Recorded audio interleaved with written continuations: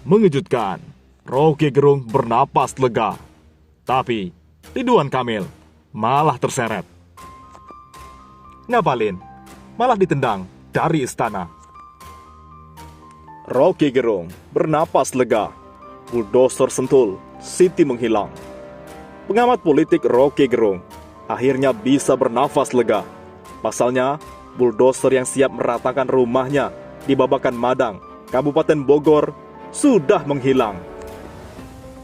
Menurut Roky Gerung, situasi di sekitar rumah kini lebih tenang dan tidak ada aktivitas penggusuran lahan milik warga oleh pihak PT Sentul City.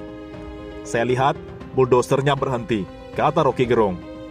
Pada sebelumnya, filsuf jebolan Universitas Indonesia itu mengungkapkan bahwa sejumlah alat berat seperti bulldozer tampak mengepung sekitaran rumahnya. Tak lama, sempat bersih tegang dengan pihak Sentul City. Aktivitas penggusuran lahan itu terhenti lantaran adanya respon dari publik. Mungkin karena ada opini publik dan ancaman sinyal dari BPN bahwa Sentul City juga punya masalah, terangnya. Selain itu, Roky Gerung membeberkan pengacaranya Haris Anzar sedang mengupayakan pembuktian sertifikat hak guna bangunan atau HBN yang dimiliki PT Sentul City. Jadi, Sentul City yang harus membuktikan HGB-nya, jelasnya. Masalah sengketa lahan ini tak hanya dialami oleh Roky Gerung saja.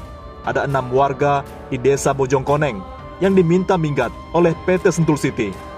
Tak terima diusir, 6 warga desa Bojongkoneng dan Roky Gerung menggugat balik PT Sentul City ke Pengadilan Negeri PN Jakarta Selatan. Di lain sisi, Rizal Ramli dapat info bahwa Ngabalin tak dianggap keberadaannya di istana oleh Presiden. Mantan Menteri Koordinator Bidang Maritim dan Sumber Daya, Rizal Ramli, membeberkan informasi soal hubungan antara Presiden Joko Widodo dan Ali Muchtar Ngabalin. Rizal Ramli mengatakan, ada pejabat tinggi yang memberi informasi bahwa tenaga ahli utama kantor staf kepresidenan KSP itu sebenarnya tak dianggap oleh Presiden Jokowi. Memang, ada pejabat tinggi yang info bahwa sang ngeselin tak dianggap Presiden, tapi seolah-olah jadi jubir, katanya melalui akun Twitter Rizal Ramli, Sabtu 18 September. Rupanya, sudah tahu kelakuannya hanya merusak Jokowi, sambung ekonom senior tersebut. Bersama pernyataannya, Rizal Ramli melampirkan meme yang berisi sindiran terhadap Ali Ngabalin. Dalam meme itu, disisipkan 2 tangkapan layar. Tangkapan layar pertama, yakni berita dari BBC Indonesia berjudul Ali Muchtar Ngabalin, saya sekarang bisa membisiki Presiden. Sementara, tangkapan layar kedua adalah tangkapan layar video yang memuat keterangan bahwa Ngabalin dilarang masuk ke ruang Presiden Jokowi. Klaimnya, pembisik Presiden, kok tak boleh masuk? Demikian tertulis dalam meme. Dituliskan pula bahwa selain suka nyinyir dan ngamuk-ngamuk, salah satu prestasi lain dari si nyebelin ialah berdiri di depan pintu ruangan Presiden. Hasil penelusuran, video Ngabalin dilarang masuk ke ruangan Presiden itu sempat viral pada tahun 2019. Dalam video itu, Ngabalin dilarang ikut saat masuk Ketua Umum Partai Gerindra, Prabowo Subianto, bertemu Presiden Jokowi di Istana Merdeka, Jakarta. Adapun Ngabalin pernah menanggapi hal ini dan hanya tertawa menyikapi beredarnya rekaman video tersebut. Nggak apa-apa, susah memang kalau detik-detik dilarang Ali Muchtar Ngabalin dilarang masuk istana, ujarnya pada Senin 14 Oktober 2019. Di lain sisi, gara-gara Roky Gerung dan Sentul, Ridwan Kamil malah terseret. Aktivis pro-demokrasi atau Prodem ingin bertemu dengan Gubernur Jawa Barat Ridwan Kamil atau Emil untuk membahas kasus lahan Sentul City. Sejumlah aktivis Prodem pun datang menemui Emil di kantor Gubernur Jabar atau Gedung Sate Bandung 17 September.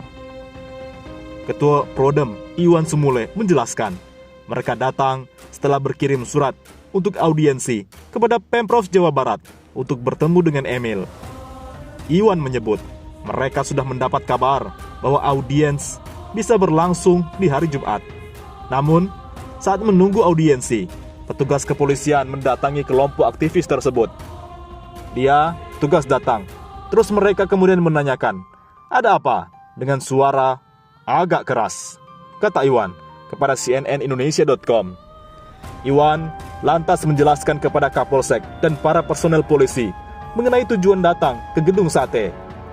Ia mengatakan semata-mata untuk melakukan audiensi dengan Emil sehubungan isu dugaan perampasan lahan yang dimiliki ribuan warga Bojongkoneng oleh pengembang Sentul City.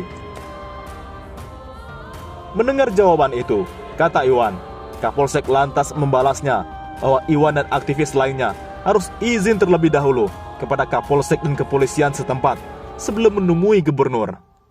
Bersteganglah. Saya tanya maksudnya, apa Pak? Dia Kapolsek bilang, kamu mau ketemu gubernur, saya harus tahu, harus izin saya. Saya tanya lagi dong, maksudnya apa? Kami ingin menemui gubernur, sudah menempuh proses yang baik. Kami bukan mau demo, kata Iwan. Iwan berkukuh tetap ingin menemui Emil karena sudah menjalankan prosedur berlaku.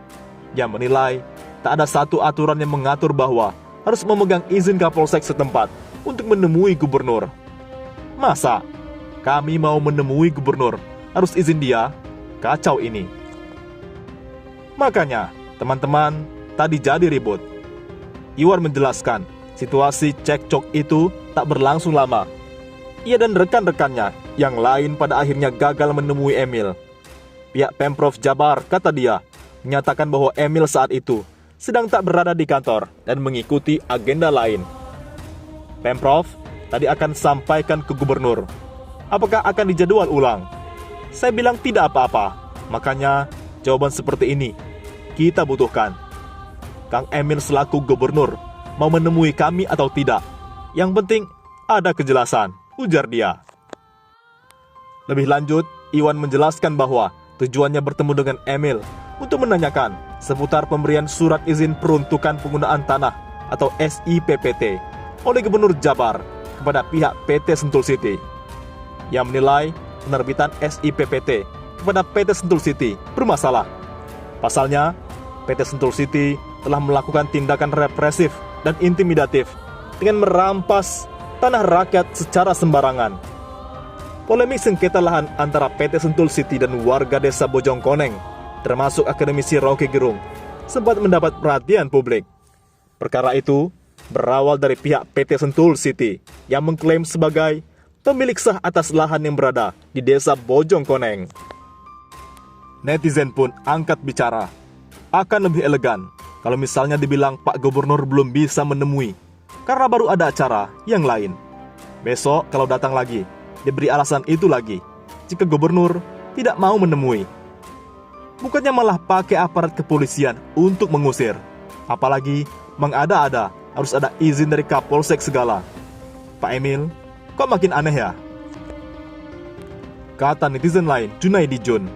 Gubernur kok ngono toh? Kang Emil, kok gitu sih? Protap audiensi, kok harus izin Kapolsek sih? Sejak kapan ya? Kata netizen lain, kejadian super bodoh tingkat nasional. Operasi Talibin, target Rocky Gerung.